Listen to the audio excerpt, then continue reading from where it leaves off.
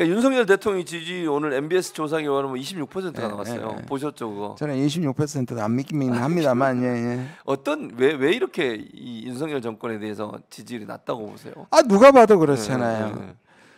도대체 지금 나와 있는 저쪽 전당대 후보들 간의 문자 뭐 김건희 여사의 개입 이런 걸 보면 우리가 지금 세계에서 경제력, 군사력뿐만 아니라 문화력에서 얼마나 지금 좋아하는 나라며 오고 싶은 나라가 되어 있는데 우리 내부로는 그냥 블랙 코미디 같아요. 그러니까요.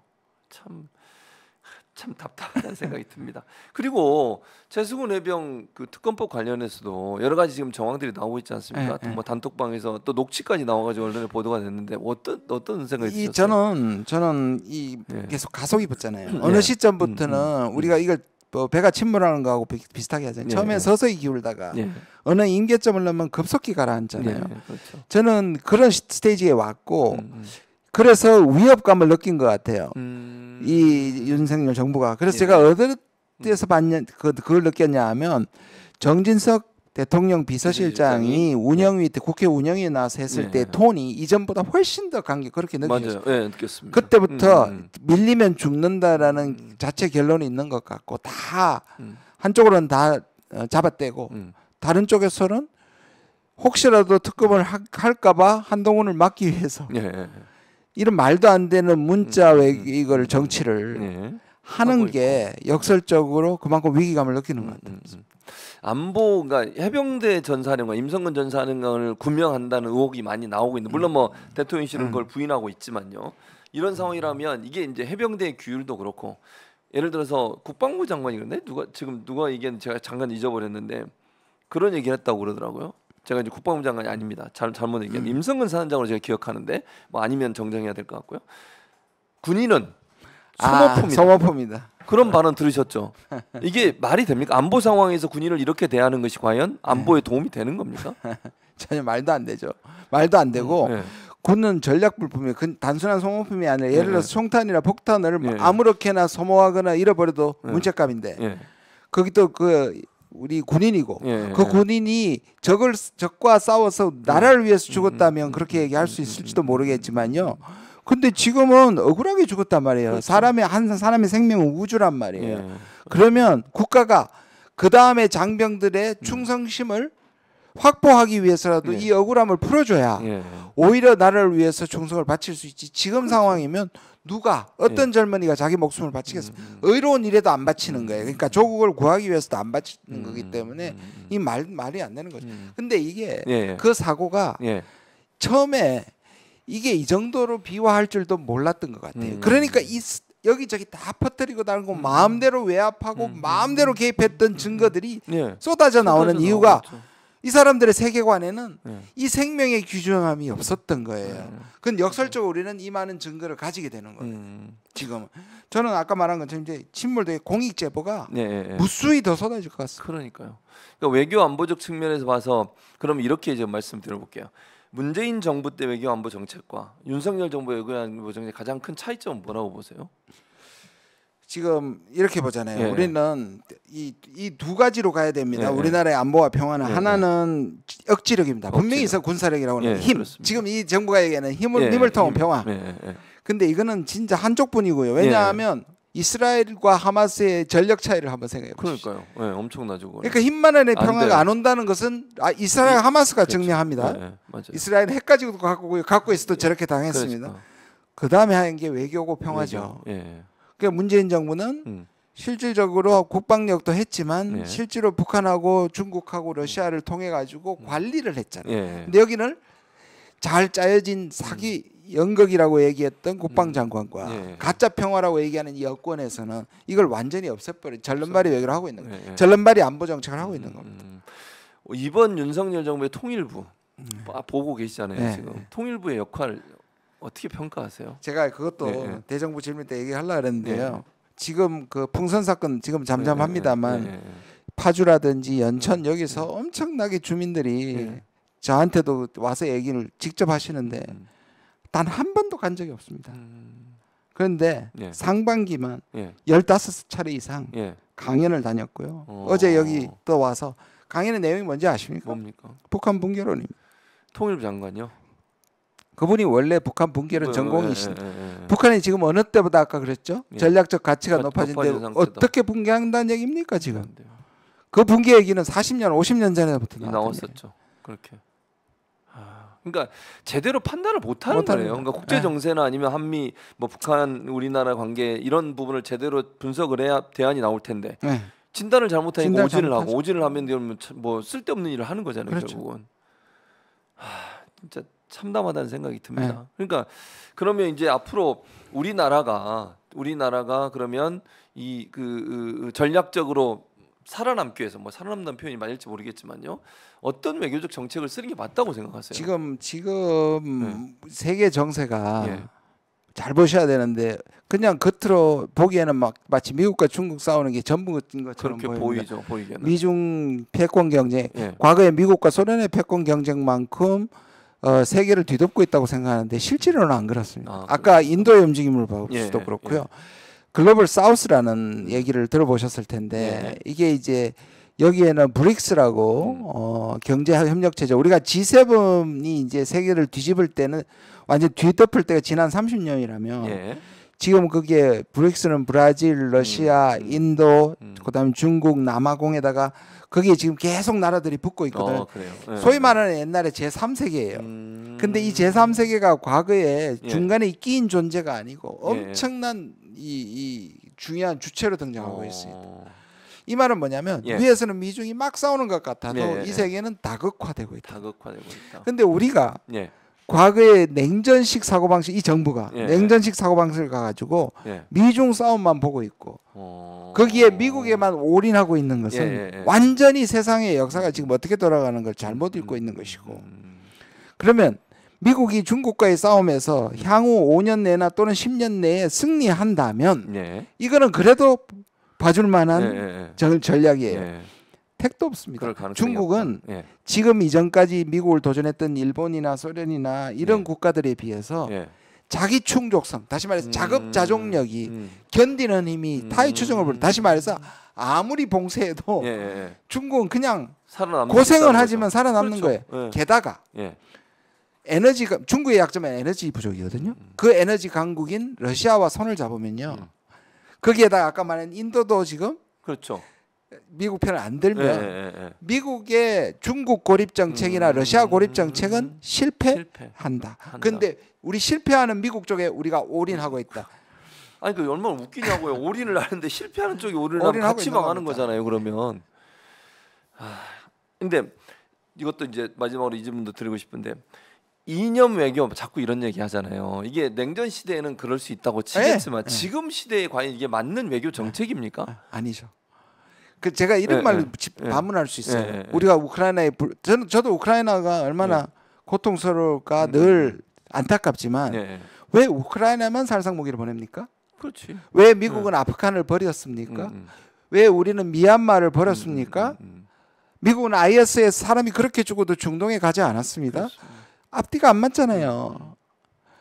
우리는 우리가 할 수 있는 거 하고 그 다음에 그 인도적 지원을 해야 된다고 생각하고 대러 경제 제재 해야 되는데 왜 하필 러시아를 적대국으로 삼는 전쟁에 우리가 전쟁 중인데 가서는 안 되는 거잖아요. 그러니까 말씀한 것은 가치가 아니라 실제로는 이념이고 그 이념은 미국이 만든 이념입니다. 그렇죠. 그 이념은 그냥 우리가 따라가는 거고. 그리고 따라가는 거고. 그리고 세상에 이런 이념만 가지고 외교를 할 수 있는 나라는 일본, 아까 말한 IP4하고 유럽하고 미국 정도밖에 더 있습니까? 근데 만약 이런 나라들끼리 만약 모여서 세상을 따로 만든다면 그거는 기후 절대로 해결 못 하고요. 그리고 핵 확산 절대로 못 하고요. 그러니까 결국 협력할 수 있으려면 가치나 이념에서 소위 말하는 자유, 인권, 민주주의가 좀 모자라도 같이 협력해야 되는 거예요. 그러니까 우리가 그거를 따르라는 얘기가 아니라 우리는 그런 가치를 추구하되 그런 가치를 못 가진 국가하고 외교 안 하겠다 이건 아니죠. 그건 아니죠. 근데 그런 모습을 지금 보이고 있다. 거죠. 참 답답하다는 생각이 듭니다. 들으면 들을수록. 어쨌든 좀 정신 똑바로 차려야 될 텐데 그러지 않고 있는 것 같아서 좀 답답하고요. 이제 조국 혁신 얘기를 대표시니까 대표 권한대행이시니까. 알겠습니다. 지금 그러면 전당대회 준비하면 최고위원은 몇 분이나 출마하셨어요?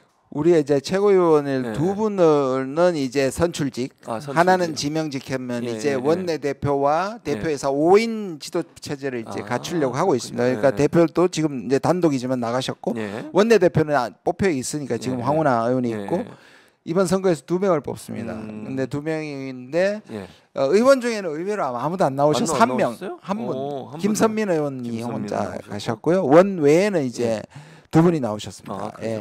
그래서 세 분이서 이제 세 분 중에 두 분이 되는 두 분이 거죠. 되는 거군요. 그래도 경쟁률이 좀 낮아서 좀 많이 나왔어야지 흥행이 되는데 대표도 단독 출마고 그러니까. 최고위원도 확률이 너무 낮긴 합니다만 그리고 이제 임명직, 그러니까 지명직이 있고. 지명직이죠. 이제 지명은 어떤 분들이 뽑히느냐에 따라서 지명은 달라질 수 있겠죠. 예를 들어서 남자 의원들만 다 뽑히면 지명직은 여성이 될 수 있고 뭐 그런 아마 대표가 고려하시겠죠. 그러면 이제 앞으로 조국혁 신당이 중점적으로 추진해야 될 법안 어떤 것들이 있습니까? 우리가 지금 3국조 3특검인데 제일 중요한 거는 그래서 지금 법사위원회에서 아주 고생하고 계신 이 박은정 의원님이 있으시고 저는 아직 상임위 한 번도 안 했는데 너무 고생하고 계신데요. 그다음에 이제 그 최혜병 특검은 물론이고 또 김건희 특검과 또 한동훈 특검이 우리가 밀고 있고 그다음에 이제 국정조사는 그 중에 제가 이제 우리 소위 방송 그 편향 방송 그거 하는 거고요. 그다음에 제가 하고 있는 게 이제 저겁니다. 엑스포. 이 엑스포 관련해서도 지금 기가 막혀요. 제가 조사를 해보니까 그것도 사실은 대정부 질문을 하려고 했었는데요. 그러니까 외통위가 열리지 않으니까 그런 부분들을 물어볼 수가 없고 저쪽에서는 안 열리는 게 차라리 낫다고 보는 것 같습니다. 일부러 안 열리는 것 같아요. 왜냐하면 불러서 계속 이 정부의 외교 통일 실정, 국방부의 실정을 얘기하고 따지는 게 달가울 수 없죠. 달가울 리가 없죠. 그럼 조국혁 신당은 앞으로 이제 중점적으로 그 법안들을 추진할 거고. 그러니까 이렇습니다. 지금까지 이 정부의 당이 출발했을 때 검찰 독재 종식이잖아요. 지금 간 거는 이제 일종의 심판적 성격을 가진 뭔데 그다음에 우리가 이제 다음에 이 대중 정당이 되고 그 길을 가기 위해서 그러면 실제로 그리고 검찰 독재 종식 이후에 뭘 할 것이냐는 게 이제 사회권 선진국인데요. 이게 일종의 복지국가인데 조금 더 이겁니다. 복지국가의 차이는 복지국가는 좀 시혜적 요소가 있죠. 정부가. 그게 아니라 이 복지는 우리가 받아야 되는 당연한 권리다. 당연한 국민이. 권리다. 그러니까 능동적인 권리를 받아야 된다는 형태로 말은 좀 힘든데 그렇게 접근하고 있는 것이고 이게 북유럽에서 이미 우리가 잘 아는 복지국가의 선진국인 북유럽에서 하고 있는 개념이다. 그래서 우리는 이걸 아예 공화국을 달리하는 7공화국이라 본다. 이런 원대한 꿈을 갖고 있습니다. 두 가지가 또 이제 떠오르는데 첫 번째는 탄핵보다는 사임하는 쪽으로 그 법안 헌법 개정을 하자 이런 얘기가 있어서 논란이 되는데 어떤 의미입니까? 이게 조금 언론들이 자꾸 프레임을 거는데요. 그래요? 우리는 가능한 한 가장 빨리 내려가면 좋죠. 그런 방법은 세 가지가 있습니다. 사실은 첫 번째가 이제 탄핵이고요. 그다음에 1년 조기 그거는 이제 여권에서도 나오고 있잖아요. 2년 후에 개헌을 해서 연임제와 연동시켜서 대통령을 그다음에 세 번째가 하야입니다. 제가 처음에 주장했던 건데요. 라인을 넘겨줄 수는 없고 대통령이 뭘 원하면 넘겨주겠다고 제가 반농담을 했는데 실제로 그런 경우가 그러니까 국민들이 허락하시면 이제 그 신변 안정을 보장하면서 외국으로 가는 거죠. 그게 바로 이승만 대통령이었습니다. 그렇죠? 그렇습니다. 그거는 짧아질 수 있는 문제가 있지만 국민들이 동의해야 되는 거고 처벌해야 된다는 문제고. 근데 이 세 개 중에 가능한 것은 다 하겠다는 뜻이지. 그 중에 하는 게 아니다. 그 오해가 있었네요. 그러니까 우리가 근데 이렇게 생각하신 거예요. 저는 뭐 그 정서는 이해가요. 개헌을 얘기하기 시작하면 지금 하루도 싫은데 2년을 보장해주는 잘못된 결과가 될 수 있다. 근데 그거 우리는 제일 빠른 게 제일 좋습니다. 근데 그래도 여러 가지 안을 놓고 얘기하는 겁니다. 또 하나 이제 그 언론에 보도되는데 이것도 사실로 확인해봐야 될 것 같은데 특검을 추천하는 권한을 예를 들면 지금 조국혁 신당이 하나를 갖고 있는데 이걸 이준석 신당인 개혁신당 쪽에 넘겨주는 방안. 이것도 오해예요. 이것도 오해인 게 뭐냐면 저쪽에서 한동훈 지금 이제 대표 후보가 특검을 하되 특검을 조건부로 수용하면서 얘기한 게 지금의 지금 대법원장이잖아요. 그러면 사람들이 그래서 우리가 이 한동훈을 안을 받아서 타협하는 거 아니냐? 아닙니다. 그건 아니다. 우리는 한동훈 특검법을 내세울 정도로 한동훈을 특검시키는 거잖아요. 그게 아니라 저쪽에서 문제를 삼는 그거를 특검을 하는 게 중요하니까. 하는 게 중요하니까 그거를 우리가 고집해서 하지 않을 테니까 그걸 더 이상 문제 삼는 것보다 특검에 있다 우리 목적은 그걸 보여주는 겁니다. 특검에 있다. 예. 그냥 양보는 할 수 있다는 거는 이제 사실. 하지만 그러게 한동훈하고 어떻게 타협하다는 생각이 아니고요. 우리는 그것도 그 추천권을 포기할 정도로 특검이 급하다. 그러니까 만약에 받는다고 하면 그것도 할 수 있다. 할 수 있다 이런 뜻으로. 알겠습니다. 왜냐하면 이제 궁금해하실 분도 있고 오해가 있을 수 있으니까 이거 풀어드리는 게 맞다고 생각을 하고요.